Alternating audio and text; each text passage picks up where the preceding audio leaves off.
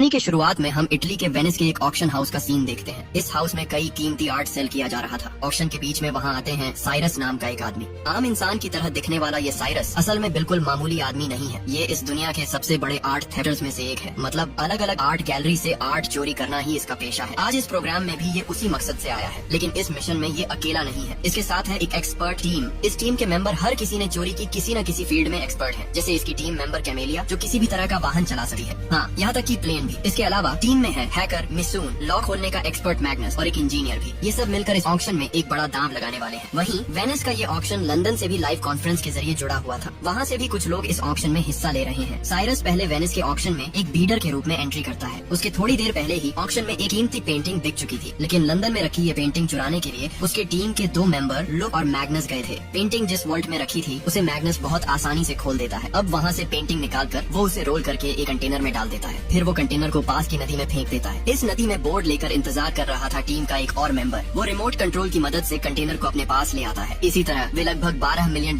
की van Gogh की painting चोरी कर लेते हैं। लेकिन सबसे बड़ा खेल अब भी दिखाने वाला है साइरस। साइरस खुद अचानक वेनिस के उस ऑक्शन में हाजिर होता है। वहाँ आता है दुनिया का सबसे फेमस डिजिटल आर्टिस्ट एनेट। ये एनेट नाम का शख्स ऑक्शन में मास्क पहनकर हिस्सा ले रहा था। इस दुनिया में कोई भी उसका असली पहचान नहीं जानता, क्योंकि वो एक एनोनिमस आर्टिस्ट है। इसलिए यहाँ भी वो मास्क पहनकर ही हाजिर होता है। एनेट के आते ही सामने पेश किया जाता है उसका बनाया हुआ NFT मास्क। ये NFT मास्क असल में कई कैमरों से बना है। इसमें मौजूद AI कैमरे आसानी से परफेक्ट इमेज तैयार कर सकते हैं। यहाँ तक कि जिस किसी के चेहरे पर मास्क होगा उसके कल्पना अनुसार डिजिटल आर्ट बना सकता है ये डिवाइस। अब समझ ही सकते हो कि ये NFT ऑक्शन की सबसे कीमती चीज बनने वाला है। ऑक्शन शुरू होते ही